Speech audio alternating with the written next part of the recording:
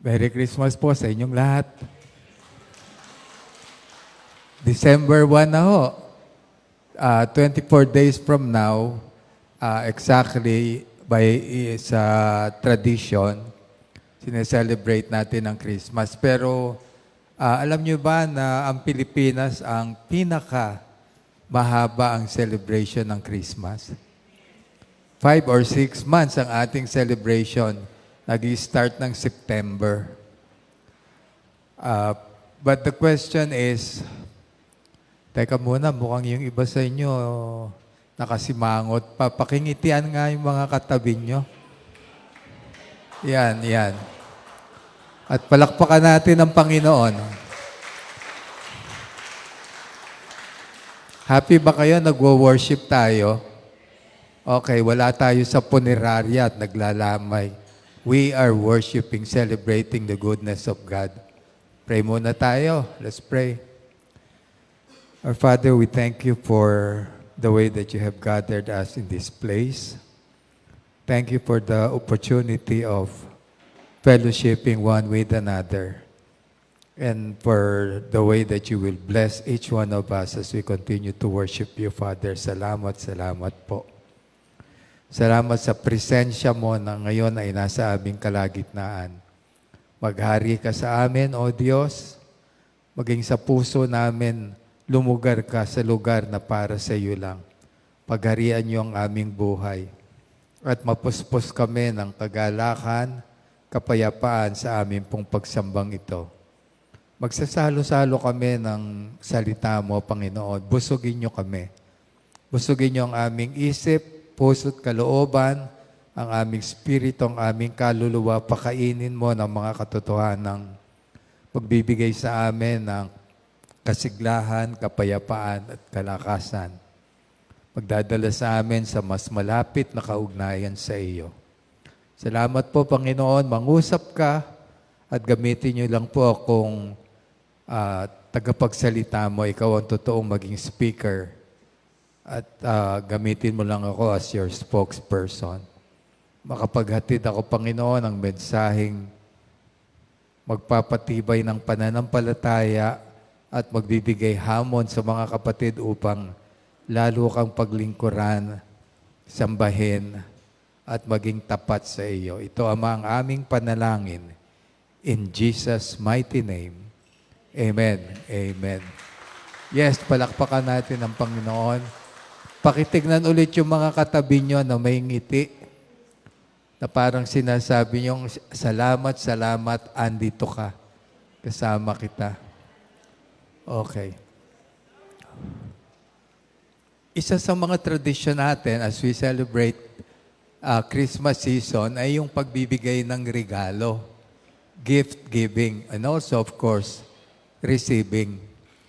Ang problema, mas marami, ang attention is sa receiving end. Yung ano kaya matatanggap ko sa Paskong ito. Hindi naman masama mag-isip, pero wag naman puro ganon. Puro pagtanggap. Mag-isip ka rin, magbibigay ako. Magbibigay ako. At nakaisip na ba kayo kung anong ibibigay ninyo? Nakaisip na kayo? Ngayong umagang ito, gusto ko mag-suggest ng pwedeng ibigay ninyo. At isama nyo na ako sa pagbibigyan. Yung best gift that you can give. At alam ko, meron ka nito. Best gift on Christmas. Ito yung pamagat na mensahe natin. Best gift on Christmas. At alam nyo, ang pinaka-best gift na pwede mong ibigay, pwede kong ibigay sa iyo. At sa bawat isa sa atin, pag-ibig, love. Love. Best gift on Christmas, love. Bakit ito yung best gift? Let me give you biblical reasons why love is considered to be the best gift on Christmas. For one, just to remind us na ang very essence of Christmas is love. Love. Ang Pasko ay ang araw kung kailan pinadala ng Diyos ang kanyang bugtong na anak. Na ang pinakadahilan ay dahil sa pag-ibig niya sa atin. And you can personalize that. The very reason why God the Father sent His only begotten Son is because of His love to you and for you. So pakitapik mo, balikat mo, just to remind you of God's love. At wag na wag mong kalilimutan yan. Kasi pag nakalimutan mo, mahal ka ng Diyos, wala, talo ka. Wala ka ng kahihinatnan pa. Pero pag inisip mo, mahal ka ng Diyos at hindi ka titigilang mahalin ng Diyos. And that is another truth that I would like to emphasize. Walang makapipigil sa Diyos na mahalin ka. The steadfast love of the Lord never and it will never cease.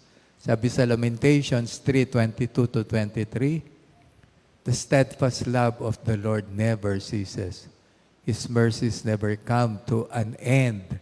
They are new every morning. Great is thy faithfulness. God's love is steadfast and it is eternal. Tanong nga ni Paul, who can separate us from the love of God that is in Christ Jesus? Tribulation, famine, nakedness, or sword, meaning death? Sabi ni Paul, no.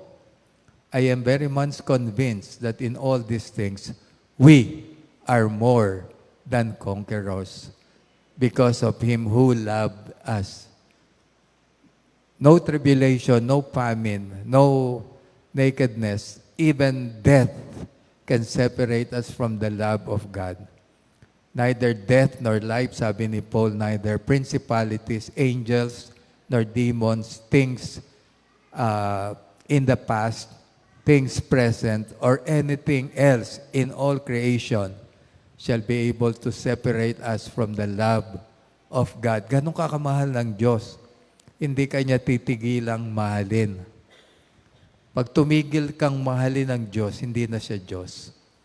Kung ilalagay nyo sa subject nyo sa logic, if God is love and that His love is eternal, if God says to love, therefore He says to be God. Yun ang conclusion nun. Hindi siya titigil na maging Diyos. Diyos siya for eternity. At ang katangian ng Diyos ay mahal kanya. That's why He sent His only begotten Son. Kaya may Pasko. Nakakalungkot isipin, napakaraming tao ang tingin sa Kapaskuhan, commercial. Kaya ang dami nagtatayo ng kung ano-anong negosyo pagka Christmas season starting September. Andiyan na yung mga coffee shop na yan, kung ano-anong pinagluluto sa gilid ng bahay nila. Iba nag-uukay. Basta kikita. Dahil magpapasko. Naisip ng iba gasto, so kailangan kumita. Isipin natin, mas maganda, love. Love. At kung may love ka, love pa more. Pakisabi nga sa katabi mo, kapatid, love pa more. Love pa more. Yung mga mag-asawa, love pa more sa asawa nyo. Asawa nyo lang ang mamahalin nyo. Kung sakaling napapatingin kayo sa iba minsan, tingin lang yon, pero ang pagmamahal, asawa lang. Katabi mo asawa mo, tignan mo. Tinging may pagmamahal. Yung misis, pagtingin mo sa asawa mo, yung tinging may pagmamahal din, hingan mo ng pang-shopping mamaya pag-uwi. Kasi may ebidensya, madalas ko sabihin. Ang love, merong evidence. And the best, the prima facie evidence of love, alam niyo kung ano? Giving. Giving. For God so loved the world, sabi ng John 3:16, that He gave. So hindi tumigil dun sa for God so loved, period. Hindi. Evidence. Giving. The Lord Jesus Christ in Romans chapter 6, reading from chapter 6 down to chapter 8, running lecture ni Paul, love. At ang pinaka-bottom line nito, the Lord Jesus Christ demonstrated His love towards us that while we were yet sinners, He gave His life for us. So gave. So pag may love, may giving. Pag walang giving, drawing yung love. Hindi siya totoo. So again, mga misis, pag sinabihan kayo mister nyo, mahal, I love you. Sagutin mo. Okay, thank you. Ang ebidensya. So hingan nyo ng ebidensya. No? So again, love.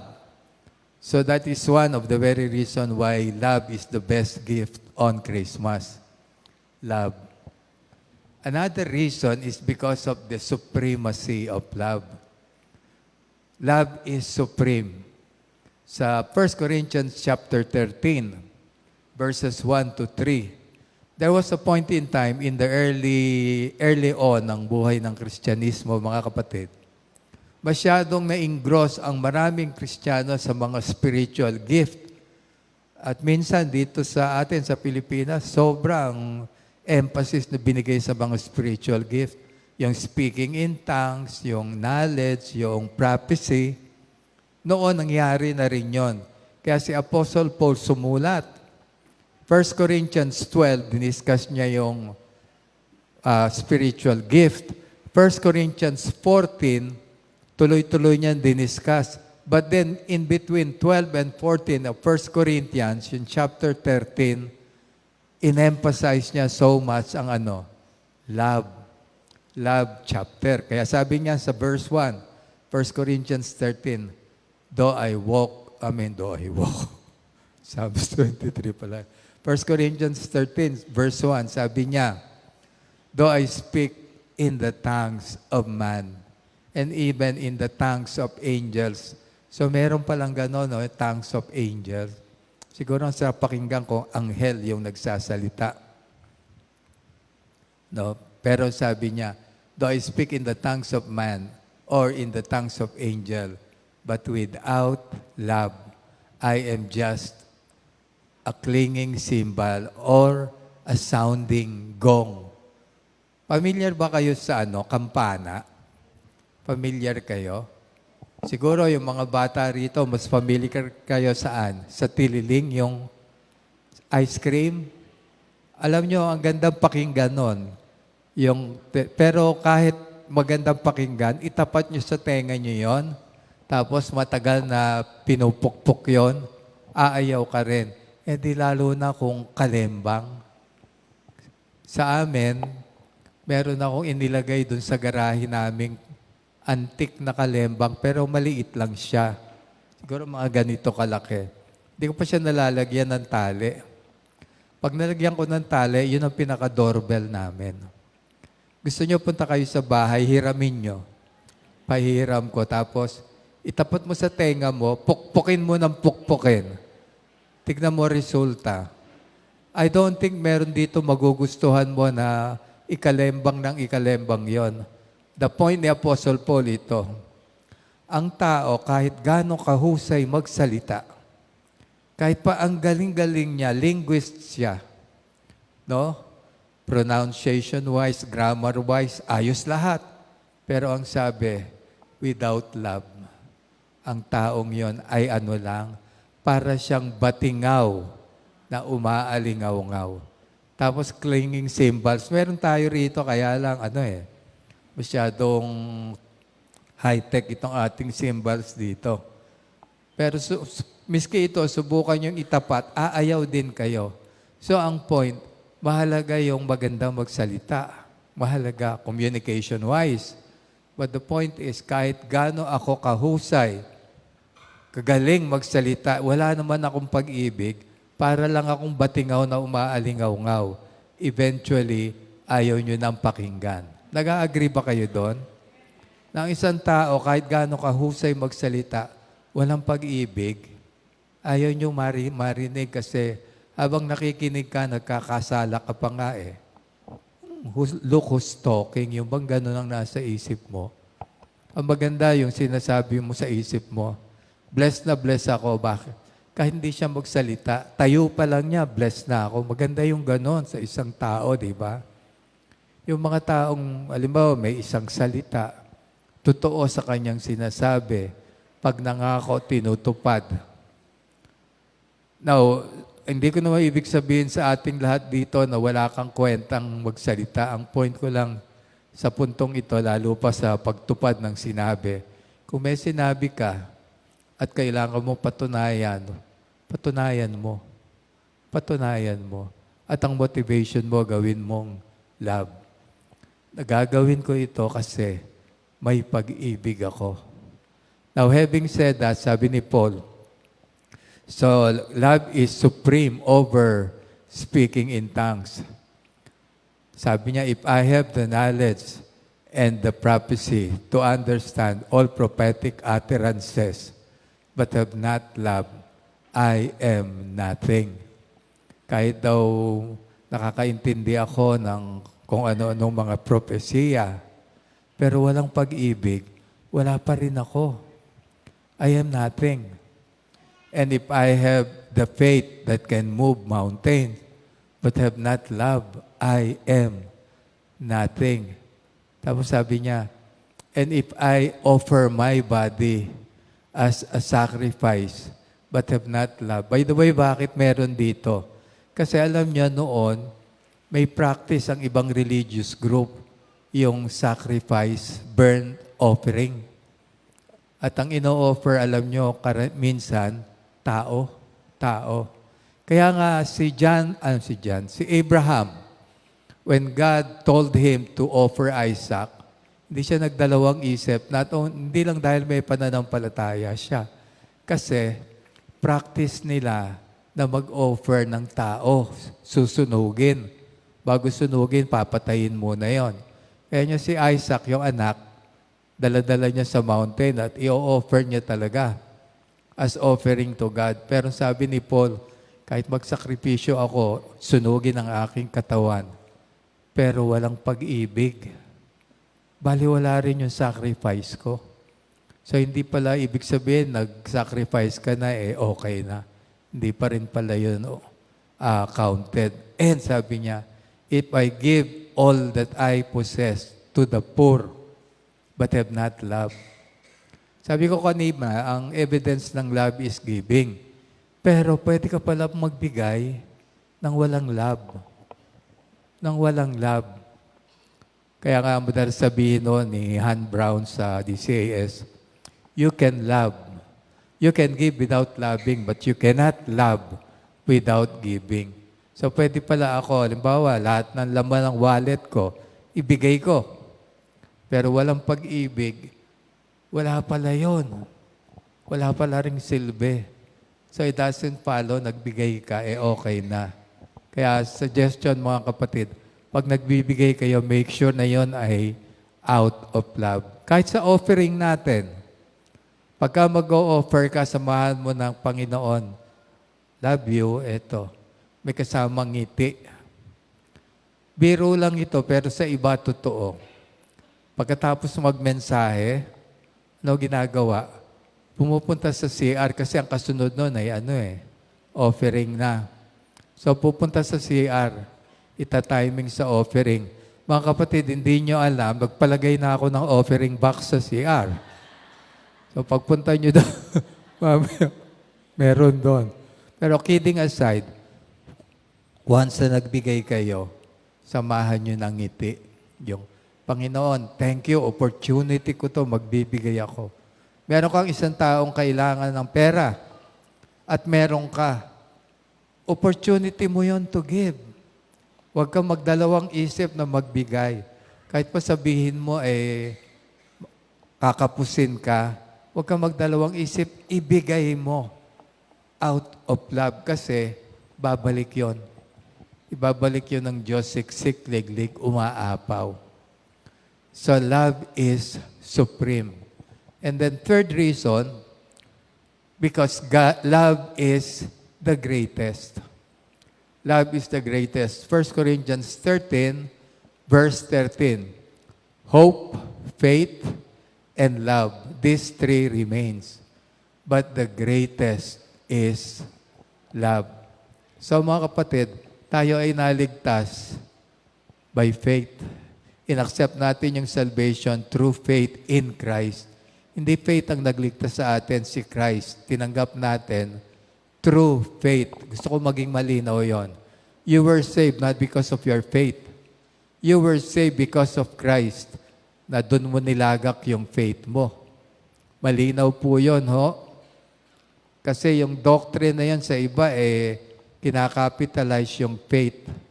Madalas kong sabihin, faith is important, but more important than faith is the object of your faith. Yun ang nagliligtas. Yung object ng faith mo, si Jesus Christ.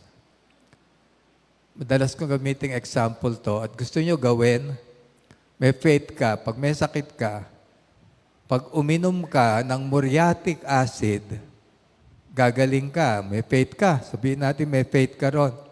O sige, magpustahan pa tayo kung gusto mo. Uminom ka ng muriatic acid, tignan natin kung gumaling ka. Butas ang ngalangala mo. Kasi yung object of your faith is wrong. Ang tamang object ng faith is si Jesus Christ. Faith is important. Hope is important. Why? Yung hope, mga kapatid, is the second coming of Christ. Ito yung blessed hope sa Christian doctrine. Yung faith, must focus siya on the first coming of Christ.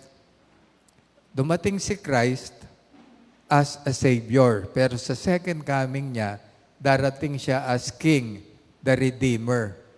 Mga kapatid, kung may nagsabi na ang day by day ay hindi naniniwala sa second coming, hindi buong day by day yon.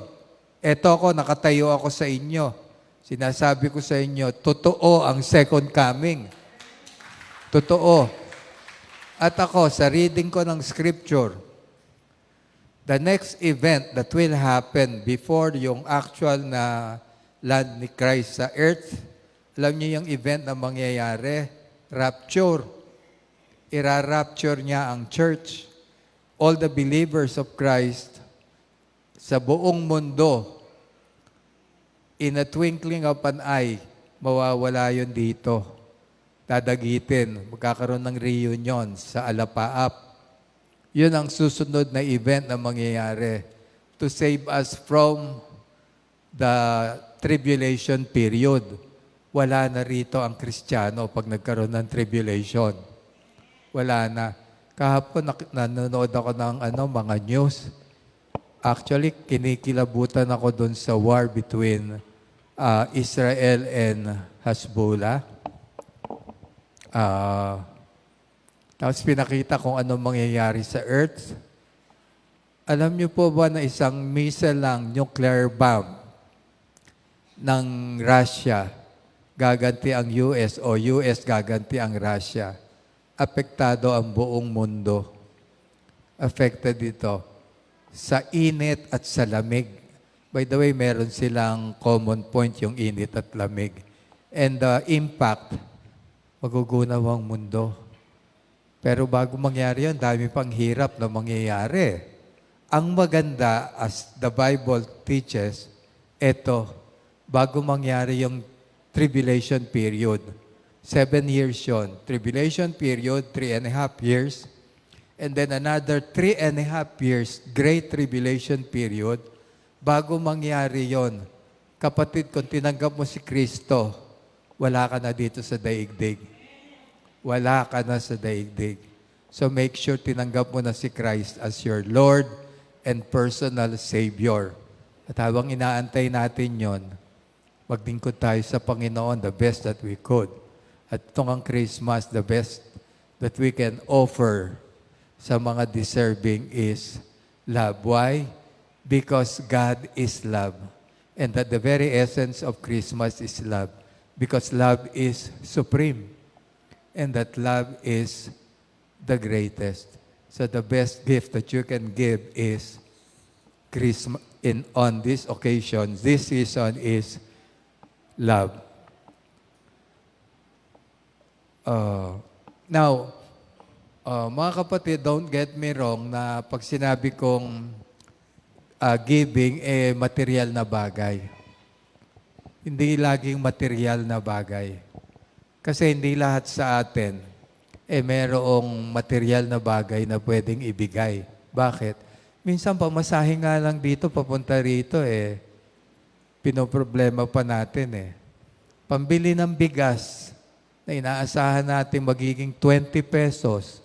Meron na ba kayong nabibiling 20 pesos na bigas? Meron na. Pakisabihan naman po ako para makapunta rin ako at makapamili. Pambili lang ng bigas Yung iba wala pa Tapos makakarinig ka ng mensaheng give, give, give. Tapos nang uuto pa yung ibang preacher na pag hindi ka nagbigay, nananakot yung iba nang uuto. Hindi ka ibe-bless ni Lord. Para ang Panginoon tuloy ay after doon sa binibigay natin. Come on, hindi po. Kaya nga, love And so, what are the indicators of love? Ano pwede mong ibigay na masasabing pag-ibig? Sa verse 4 to 7, sinabi ni Paul, what love is. Una, sabi niya, love is patient. Ang pag-ibig daw ay mapagpasensya. Naku mga kapatid, ako, I have to admit, isa sa kailangan ko, hindi lang may stroke ako, kundi dahil tumatanda ako, pasensya. Isa sa mga gift sa akin ng Panginoon, mga kapatid, ay yung pasensya. Pero napapansin ko ngayon, habang tumatanda ako, umiiksi yung patience ko. Dati pwede ako makinig sa isang nag-o-open sa akin ng problema niya. Kahit buong araw, pwede akong makinig. Pero ngayon, pagka parang gusto ko sabihin, uy, tumigil ka na nga ng papagod na ako. Punta ka naman sa iba naman ang kausapin mo, wag na ako. Parang meron na akong tendency ganun. At sa totoo lang, sabihin niyo kung hindi ito totoo, may mga tao na nakakainis buhayin, pero nakakaawang patayin. Di ba? O ano kailangan mo? Nakakainis siyang buhayin, nakakaawa naman patayin. So ano kailangan mo? Patience. Kailangan mo ng pasensya. Mga anak, yung mga magulang nyo, lalo't umiidad na, tandaan nyo, tatanda rin kayo. At ang mga tumatanda, umiiksi ang pasensya. So, pero kung may pag-ibig ka pala, may patience. Mga misis, paano nyo tratuhin ngayon ng mister nyo? Gusto nyo na bang mag-propose ng renewal of marriage? Na parang ayoko na mag-renew. Ayoko na. Napagbibigyan nyo pa ba? Napapagpasensyahan nyo pa ba? Love is patient. So gusto mo magpakita ng pagmamahal? Umanap ka ng taong talaga namang nakakainis. Ginagawa mo na ng maganda, suplada pa. Ginagawan mo na ng maganda akala mo kung sino pa. Nakakainis. Gusto mong magbigay ng gift, pakita mo yung pasensya mo sa kanya. Yon, regalo yon. Love is kind, sabi. May mabuting kalooban. So magpakita ng pagmamahal, maging mabuti ka sa kapwa mo. Love does not envy. Meron ka bang kapitbahay na umaasenso? Pakita mo, hindi ka naiinggit. Kung meron siyang bagong TV na 99 inches at gusto mong bumili ng TV, nalakpas sa dingding nyo, patatastas mo pa yung dingding mo para kumasya. Dahil saan? Dahil sa inggit. Pakita mong hindi ka naiinggit. Love pala yun. Merong na-promote, mag-rejoice ka sa kanya. Love pala yun. Hindi yung may na-promote tapos ang dating mo, paano hindi mapupromote yan? Sip-sip yan. Inggit, no? Love does not envy. Love does not boast. Hindi nagyayabang. Hindi mayabang. So gusto mo magpakita ng love, magpaka-humble ka. Maging humble ka. Love pala yun. No, yung ipinapakita mo na ikaw ay wala kung wala ang Panginoon. Yung ang statement mo palaging, Kung wala ang Panginoon, wala ako. At ako ay ako ngayon only because of God's love. Only because of God's grace. Totoo ba sa iyo yun, kapatid? Na ina-accept mo, ina-acknowledge mo kung ano meron ka, anong trabaho o meron ka, anong na-accomplish mo, lahat ng yon is because of God's grace. Huwag sana mangyari yun na hindi ka man magsalita pero ang mensahe mo ay, tignan niyo ako, gayahin niyo ako. Ang galing-galing ko. Dito sa church, ako pinakamagaling. Dito sa church, ako pinaka-humble. Kaming dalawa ni Brother Ray. Kami ang pinaka-humble. Huwag ganon. At saka ang humility, ang pagyayabang, hindi sinasabing hindi ka mayabang. Iba ang nagsasabi nun. Kumbaga, merong magno-nominate sa iyo, hindi mo ino-nominate ang sarili mo. Kung pwede nga, duda ka pa sa sarili mo. Bakit ako marami namang mas magaling dyan. Ganon ang dating. Love does not boast. Love is not proud. Love is not self-seeking. Familiar kayo dun sa term na narcissism, narcissist? Ito yung taong self-centered, self-seeker, gusto niya ang pansin lagi nasa kanya. Mga kapatid, by nature, ang tao ganon. Narcissist. Ang point pala rito, ang antidote pala roon is what? Love. Love. No? Love that is not self-seeking. Love does not dishonor others. Gusto mong magpakita ng love? Huwag mo mong i-dishonor yung mga aba. Ako minsan, gigiltihan ako dito, lalo kapag merong yung nakakawala ng pasensya. Halimbawa, yung kasama namin sa bahay. Kaya katulong yon, wala namang pinag-aralan, kaya katulong. Kung may pinag-aralan yun at maayos, hindi yun katulong. Pero minsan nakakainis. Ako naiinis ako. Eventually, nagigiltihan naman ako. Halimbawa, ganito, yung kikita ko si Mila, naglalaba.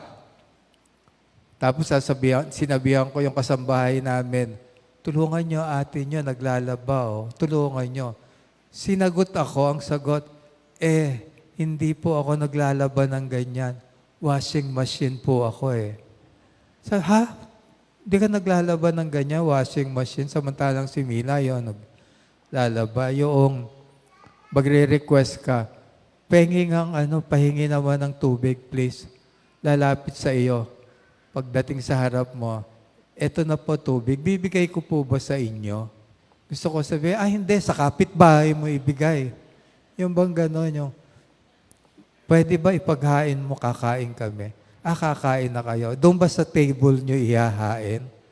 O dito? Doon ba sa table? Hindi. Doon sa table ng kapitbahay. Nakakaano, pero love pala yun, yung pasensya na gano'n, no? Magpasensya ka and that is love. Pwedeng na-dishonor ko minsan yung bang gano'n na ano. Pero mali, hindi pala dapat.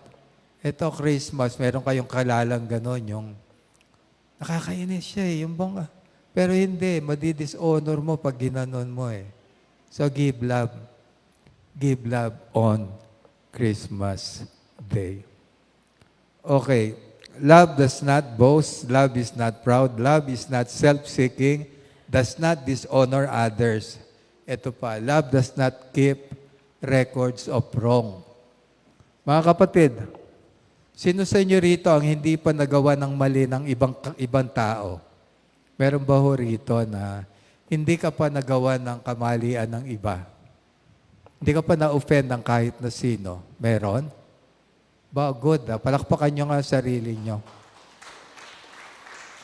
Lahat tayo nagawa na ng somehow na-offend tayo.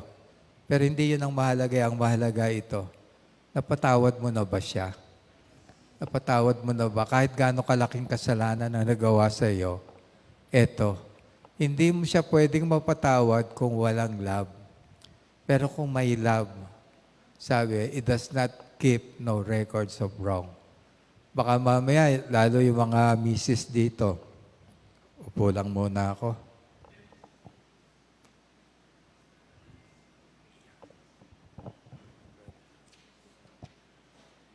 Yung mister nyo, nagawan kayo ng hindi maganda. Hindi na yun ang question eh. Ang question ito, napatawad nyo na ba? Kasi hanggat di nyo napapatawad, mga kapatid, pinahihirapan mo sarili mo. Mga mister, napatawad nyo na ba yung offense na nakomit sa'yo ng misis mo? Oh yes daw, sabi ng apo ko. Yes, tatay. No? Kasi, pag hindi ka nagpapatawad, dinadamage mo sarili mo. And for you to be able to do that is, you need love. Love. Kailangan mo ng pagmamahal. Love does not keep records of wrong. Does not delight in evil, but rejoices with the truth. Binalanse naman. Ang pag-ibig, hindi po siya natutuwa sa kamalian, sa kalikuan. Pagka may maling ginagawa at hindi ka kumikibo at parang baliwala sa iyo, walang love. Pero pagka kumibo ka, kinorek mo, tamang way, paraan ng correction, merong love. Tapos, hindi ka na nagtatanim ng galit o sama ng loob. Dalas ko sabihin, kung magtanim ka na lang ng talbos ng kamote. Huwag ka magtatanim ng galit kasi dinadamage mo sarili mo. Lalo pa nga kung yung kinagagalitan mo manhid. Galit na galit ka, siya nakangiti. Parang baliwala sa kanya o kaya hindi niya alam galit ka sa kanya. Galit ka. Hindi ka makakain dahil galit ka eh. Yung kinagagalitan mo, ang lakas kumain. Sarap kumain. Di ba unfair sa sarili mo yon? Di ba unfair yung nagagalit ka, tapos hindi ka makatulog. Kasi nga, nababother ka doon sa inis, doon sa galit. Tapos yung kinagagalitan mo, ang lakas humilik, tulog na tulog.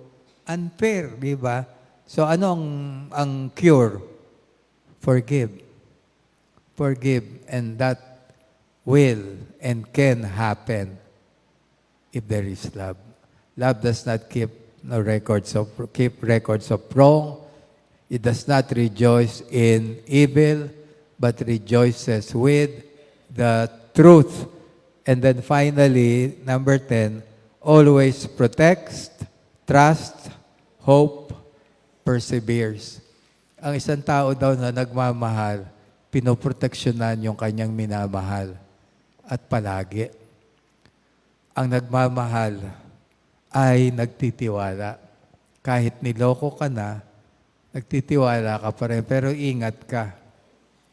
Dahil baka naman nakukonsinti na. No?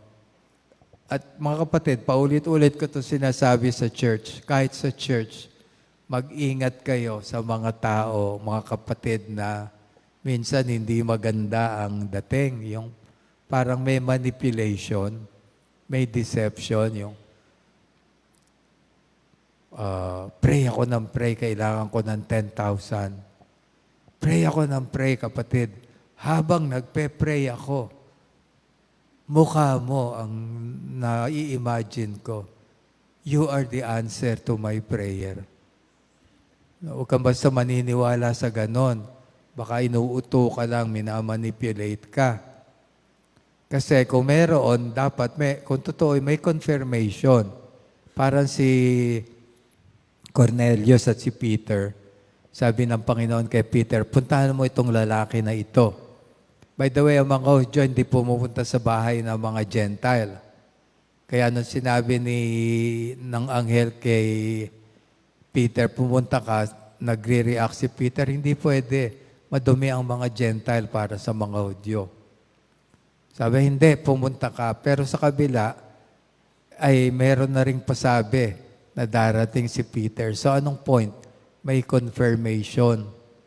So kapag ka merong gusto ipagawa sa iyo ang Panginoon sa isang tao, may confirmation. It's either ini-impress sa isip mo or magaang ang loob mong gawin. Hindi, wala siyang bigat. So, ganun yung inaano. So, mag-ingat din kayo. Ingat tayo.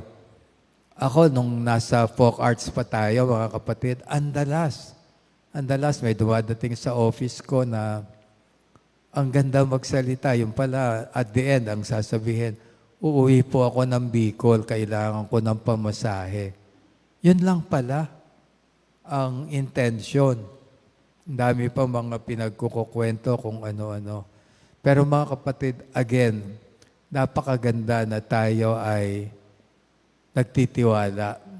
Kahit somehow ay nabitray na yung trust mo, magtiwala ka pa rin kasi doing so, nakakatulong dun sa tao na pati sarili niya pagtiwalaan. So, those are the indicators of love. Pwede mong ibigay, mga kapatid, this Christmas. So, maghanap ka ng taong deserving. At siguro pati sa sarili mo, bigyan mo ng pagmamahal this Christmas. Sarili mo kasi minsan masyado tayong preoccupied with giving to others. Pero yung sarili natin, napapabayaan natin. Mga kapatid, sinasuggest ko, bigyan mo ng time ang sarili mo. Kung meron kang pan-treat sa sarili mo, i-treat mo sarili mo. Ngayon, kung gusto mo naman ng kasama, andito kami nila Pastor Ronnie, sabihan nyo lang kami, sasamahan namin kayo. Diba? Kahit sa Jollibee lang. No, yung i-treat mo ang sarili mo. Bilan mo ng magandang t-shirt ang sarili mo. Maayos na sapatos. Yung sapatos mo masyado ng pudpod. Tingin ko, pag nakatapak yan ng piso, alam niya kung kara o krus. Ganyan nakapudpod. So, bumili ka ng maayos-ayos na gamit kung meron rin lang naman. Treat yourself. Love yourself. Sabi nga nung kanta, the greatest love of all is what? To love yourself. Of course, proper loving yan. Napaka-biblical. Sabi ng Panginoon, love your neighbor as you love yourself. So mga kapatid sa Panginoon, ini-encourage ko, give love this Christmas. At meron kang ibibigay. Meron tiyak at meron kang pagbibigyan. Ito yung mga indicators. Hanapan mo ng katapat. Love is patient. Sino yung kailangan pakitaan ko ng pasensya? O yan, nagtuturo na yung iba. Pakitaan mo. That is love. You can give. You can give. Why? Because you have something to give. At kapatid, kung ikaw ay anak ng Diyos, you can give. More than you know. Alam mo kung bakit? Because God is love. Kung ang Diyos ay pag-ibig at nasa iyo ang Diyos, nasa iyo ang pag-ibig, you can show love. At suggestion ko, simulan natin sa pamilya. Pamilya natin sa laman at pamilya natin sa church. Dito tayo magpakita ng pag-ibig itong season na ito. And hindi lang naman Christmas season ang pagpapakita ng love. Gusto ko nga sabihin, gawin natin every day is Christmas. Hindi lang December 25. Let's make every day a Christmas day. Why? Because God is love and that God is with us every day. Lalo pa, pangalan natin, day by day. So sa day by day, mag-establish tayo ng love. At kung may love na, love pa more. Love pa more. Pakisabi sa katabi mo, love pa more nga dyan. Again, Merry Christmas po sa inyong lahat. Tayo po ay manalangin. Let's pray. Amang banal, aming Diyos, salamat dahil may Pasko. At hindi nakadepende sa pera, sa material na bagay ang celebration namin ng Christmas. Malinaw naman sa iyong mga salita na pwede kaming mag-celebrate ng Christmas sa tamang paraan. kaya naming ipadama ang pag-ibig sa aming kapwa. At tulungan niyo kami, Panginoon, i-empower niyo kami para mabigyan namin ng tamang aksyon ang simpleng mensaheng ito na pinagsalo-saluhan namin ngayong umagang ito. At higit sa lahat, aming Ama, pinupuri ka namin dahil ikaw ang unang nagmahal sa amin. Pwede kaming magmahal because you first loved us. At salamat dahil ang pag-ibig mo ay hindi kumukupas, hindi matatapos. Ito ay magpawalang hanggan at walang pwedeng makapigil o magpatigil sa iyo sa pagmamahal mo sa bawat isa sa amin. At tulungan niyo kaming ma-enjoy namin palagi ang love na ito galing sa iyo, Panginoon. At kami maging instrumento rin naman ng iyong pagmamahal for your greater glory, for your greater honor. This we pray in Jesus' mighty name. Amen. Amen.